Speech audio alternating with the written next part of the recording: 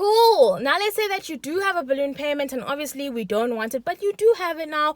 What are your options? What can you do? Maybe you bought the car and you didn't even realize that they gave you a balloon payment, and now you're a bit stressed because Miss K is telling you that balloon payment is an Let me tell you guys, you have options, so do not stress. There are 3 things that you can do, and I'll go through all 3 of them, and if you want more information, then please, by all means, go and do your research. Hi guys, and welcome to my channel. My name is Unobuhle Khumalo, and I do a lot of videos dealing with personal finance, from how to buy shares to how to file your tax return to literally everything under the sun. So if you are interested in that type of stuff, maybe do check out my channel.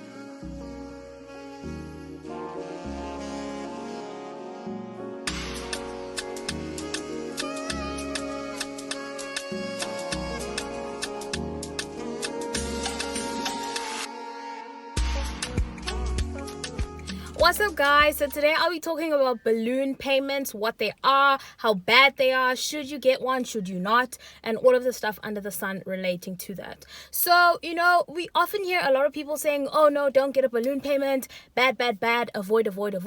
But in certain circumstances, you already have one and you bought your car with the balloon payment unaware that it was bad, or you actually can't afford the car without the balloon payment, so you sort of need it. And I'll touch on why you might need it, even though people might think, if you have to get a balloon payment, it means you don't afford the car, blah blah blah, just don't get the car. Okay, so firstly, what is a balloon payment? A balloon payment is a lump sum amount that you agree to pay at the end of your term. So if you buy a car over 5 years, 6 years, whatever number of years, at the end of those years, you agree to pay a lump sum amount. So balloon payments range from 50,000, 60,000, can even be 100,000, I'm sure, but it's a large sum of money. So basically, if you look at it this way, instead of a deposit, because usually people pay deposits when they get cars, so you pay a large sum of amount at the beginning. So a balloon payment is at the end. Okay, so it's like the opposite of a deposit. So now this is obviously stressful because you are basically telling the bank that, listen guys, I don't have this money now, but I'm telling you I will have it in 5 years, I will have it in 6 years. And that's really, really scary because nothing is certain. And oh my gosh, where are you going to get 50,000? Like, is it going to fall from the sky? So that is why people usually say avoid balloon payments. It is definitely not something you should do if you don't need it. And I say if you don't need it because there are times when you do need it, and let me talk about those times. So sometimes you do need to pay a balloon payment because either you have to buy a big car and you can't afford it. And I know you're going to say, oh, if you can't afford the car, then don't get the car. But some people have to buy big cars because they have big families. Extended family might be living with you, so you need like maybe an SUV instead of a small Figo like mine. So you need that big car. That's when a balloon payment would be necessary. Other things are like if you need to get your car customized so that it's friendly for people with disabilities, then you might have to pay a larger amount than a normal person. And that's fine if you have to get a balloon payment, because what are you going to do? If your parent needs a wheelchair and it needs a wheelchair access, or you need special pedals, there are so many things that people go through. So I understand if you need to get that balloon payment. That is fine. But what I don't want is for you to go and buy a car that you can't afford because you really want people to see you, you want to be driving that Beamer and all of that. Then rather don't, because you can always downscale and get a smaller car, and then when you can afford that Beamer, go for it. Okay.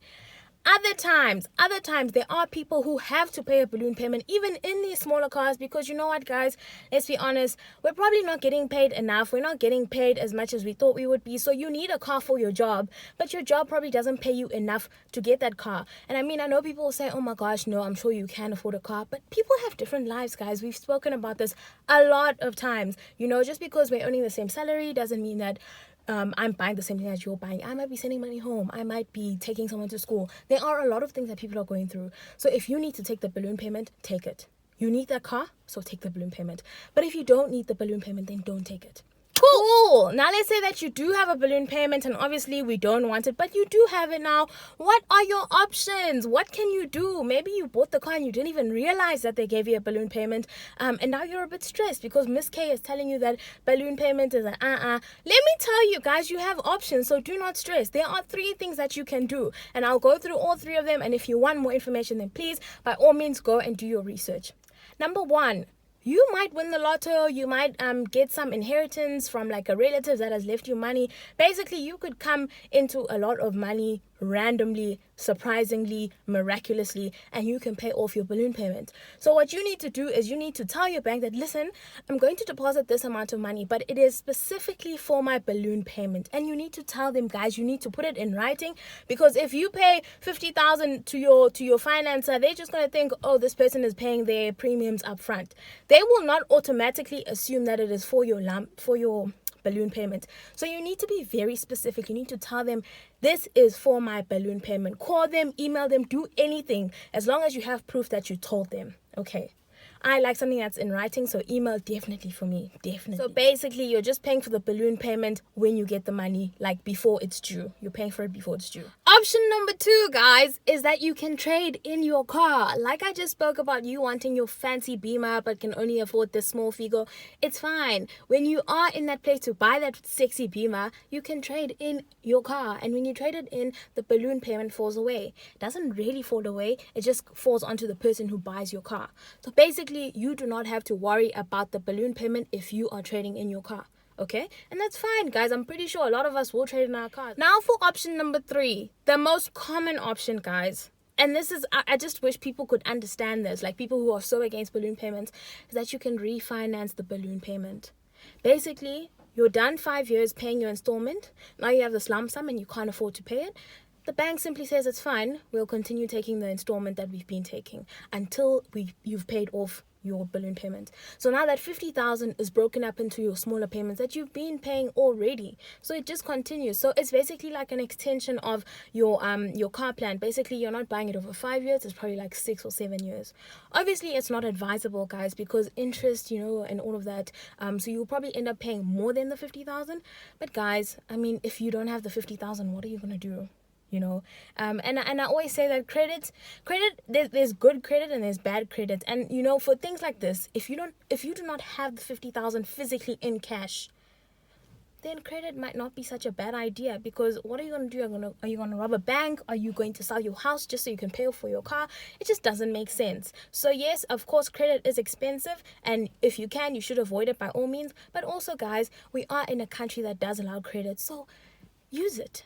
Exploit it as much as you can. I mean, maybe you'll find some lump sum, maybe you'll win the lotto 3 months down the line, and you will be able to pay for that balloon payment either way. Alright guys, that is it for my video about balloon payments. I hope I have made a lot more sense, and I hope I have calmed you down a bit more. I know it is a very scary thing, and I mean, I was talking to my dad. I was like, Dad, what do people, what are their options? What can they do? So all of this information is proudly supplied to you by my father, Mr. Kumalo. So shout out to my dad.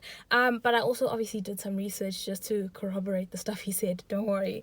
So yeah, guys, don't stress. I've always got you guys. So if you do have any other queries, you want to know any other things, just pop me in a comment or send me a DM, and I will read, and I will try my best to respond to everyone.